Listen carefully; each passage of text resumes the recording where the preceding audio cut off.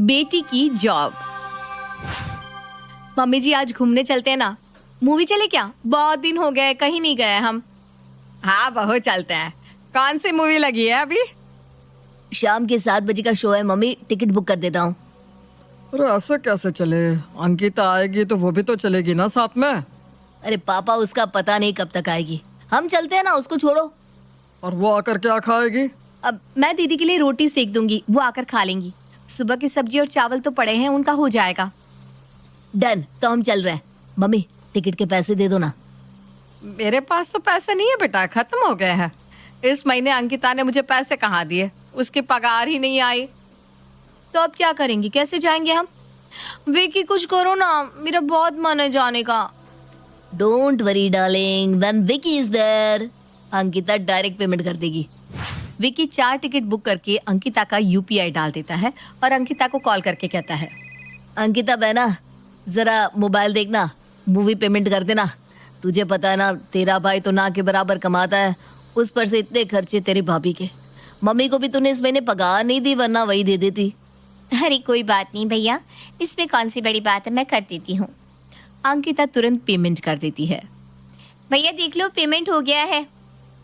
मैंने तो बहुत कहा कि अंकिता नहीं जाएगी तो मैं भी नहीं जाऊंगा। तेरे आने का वेट कर रहा था मैं बहना, लेकिन फिर तेरी भाभी ने कहा कि ये लास्ट शो है और फिर सबको देखने का बहुत मन था, तो मैंने भी हाँ कह दिया। तू जल्दी से आ जा, फिर हम साथ में चलते हैं। नहीं भैया, मुझे टाइम लग जाएगा, आप लोग जाओ। वैसे भी मैं बहुत थक गई हूँ, आकर भी नहीं जा पाऊंगी। ठीक है बहना, जैसा तू कहे। तेरी भाभी ने तेरे लिए खाना बना दिया है, तू खा कर सोना। हाँ, विकी के चेहरे पर हल्की सी मुस्कान आ जाती है। काम बन गया। चलो सब तैयार हो जाओ। मैं कितनी किस्मत वाली हूँ, मुझे ऐसा परिवार मिला। मेरे कारण सब रुक रहे थे, सब मुझसे कितना प्यार करते हैं। आज ही मम्मी को पैसा दे दूंगी। इस महीने लेट हो गया, वो बेचारी कैसे मैनेज करेगी। इधर सब मूवी चले जाते हैं, उधर अंकिता आकर खाना गरम करके खा लेती है।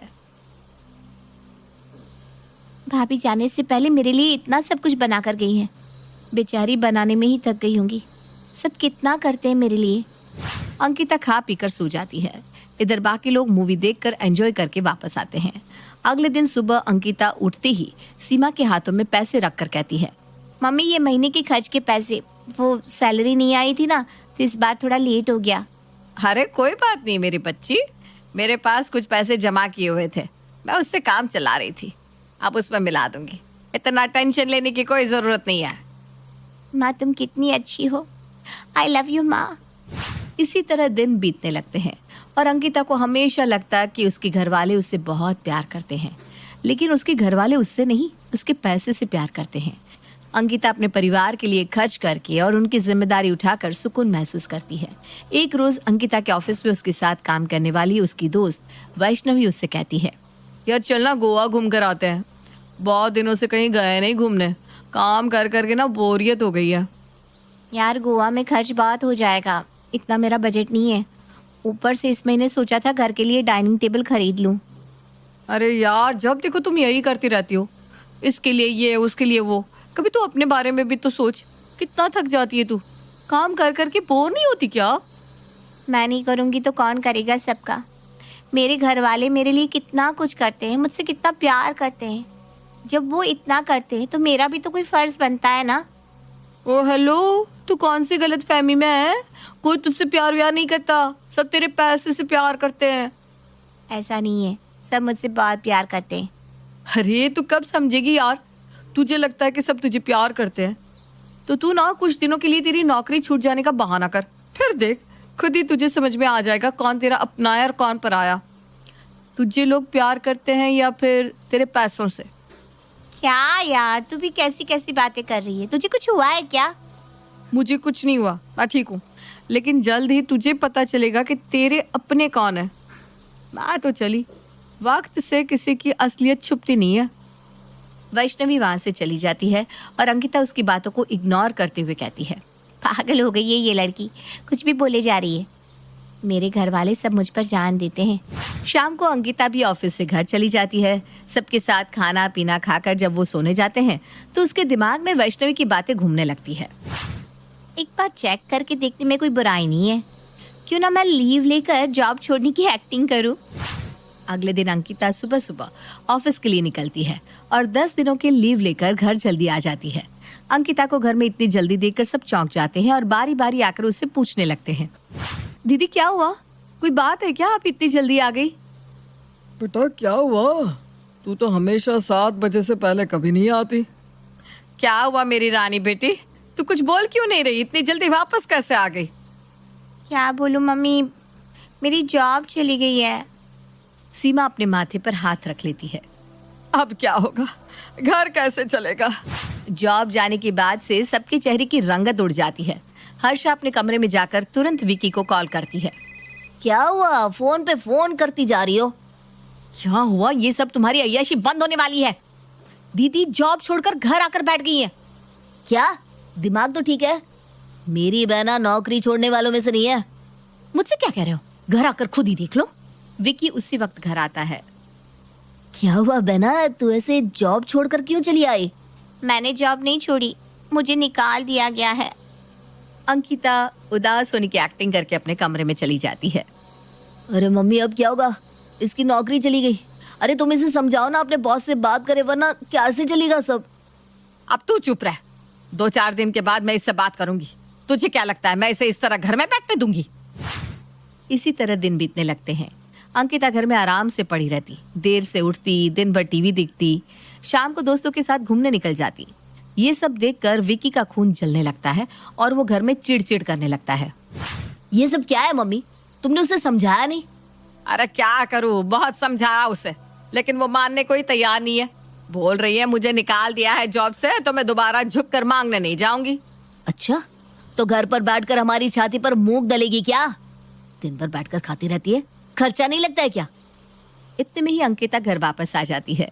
पापा, आप इसकी ना अब शादी कर दो, उम्र बीती जा रही है, कब तक इसे घर में बिठाकर रखेंगे? हाँ बेटा, अब ढूंढते हैं कोई लड़का। मेरी नजर में एक लड़का है जो मेरे साथ ही काम करता था। ठीक है, तुम्हें जिससे शादी करनी है हम करवा देंगे। अच्छा है, लड़का ढूंढने का चक्कर तो खत्म हुआ, वरना उसमें भी इतने खर्चे लग जाते। अगले दिन विक्रम से राकेश और सब मिलते हैं और उसका रिश्ता अंकिता से तय हो जाता है। हर्षा विकी से कहती है, जब रिश्ता तय ही कर दिया है तो अब जल्दी से जल्दी दीदी की शादी भी कर दो। मुझसे इतना खाना नहीं बनता, कभी उन्हें चाउमीन खाना है तो कभी कुछ। जल्दी से जल्दी इसे यहाँ से निकालो, हाथ जोड़ती हूँ तुम्हारे आगे, मुझे भी जीने दो। हाँ यार, अगले ही हफ्ते अंकिता को विदा कर देते हैं। विकी और बाकी सब घर वाले अब अंकिता को जब देखो ताने मारने लगते हैं। विकी अंकिता का जीना हराम कर देता है। पापा, जितनी जल्दी हो मेरी शादी करवा दीजिए। अपने आशी को बोल दे, शादी में कोई खर्च नहीं करेगा, शादी का खर्चा उसे खुद निकालना होगा। अरे तू कल जाती तो आज चली जा। अभी सब क्लियर कर लेते हैं, विक्रम को बुलाकर सारी बातें कर लेते हैं और शादी की डेट भी फाइनल कर लेते हैं। उसी वक्त अंकिता विक्रम को बुलाती है। राकेश विक्रम से सारी बातें कर लेता है। देखिए, मुझे कोई प्रॉब्लम नहीं है, आप लोग पैसा नहीं लगाना चाहते तो मत लगाइए, मैं कल ही मंदिर में शादी कर लेता हूँ। ये बहुत अच्छा होगा, पैसे भी नहीं लगेंगे। अगले दिन अंकिता अपने घर वालों के साथ मंदिर में आ जाती है। उधर विक्रम भी अपने परिवार के साथ मंदिर में आ जाता है। शादी शुरू होती है। फेरे होते ही अंकिता मंडप में आकर कहती है, मेरी जॉब नहीं छूटी, मैं तो नौकरी जाने की एक्टिंग कर रही थी ताकि मेरे अपनों की असलियत मेरे सामने आ सके। आज से मेरा आप लोगों से कोई नाता नहीं। मेरे बुरे वक्त में जो मेरे साथ था उससे ही मेरे पैसे मिलेंगे। आप लोगों को मुझसे नहीं, मेरे पैसों से प्यार है और विक्रम को अंकिता से प्यार है। पंडित जी, विधि पूरी कीजिए। अंकिता के घर वाले माथे पर हाथ रख लेते हैं। ये हमने क्या कर दिया, अब अंकिता के साथ साथ उसके सारे पैसे भी चले जाएंगे। ये सब हर्षा तुम्हारे कारण हुआ। मैंने बोला था कि अंकिता की नौकरी नहीं जा सकती, लेकिन तुम हो कि मेरे कान भरती रही। आहा, अब मुझ पर इल्जाम लगा रहे हो। अपनी बहन को देखकर आप ही तो उसे निकालने पर तुल गए थे। कितना खाती है वो। अंकिता के घर वाले एक दूसरे पर इल्जाम लगाने लगते हैं। शादी पूरी हो जाती है और अंकिता कहती है, आप लोग एक दूसरे पर इल्जाम लगाते रहिए, मैं चली ससुराल। अंकिता विक्रम के साथ अपने ससुराल चली जाती है और अगले ही दिन से अपनी नौकरी ज्वाइन कर अपना नया घर बसाती है।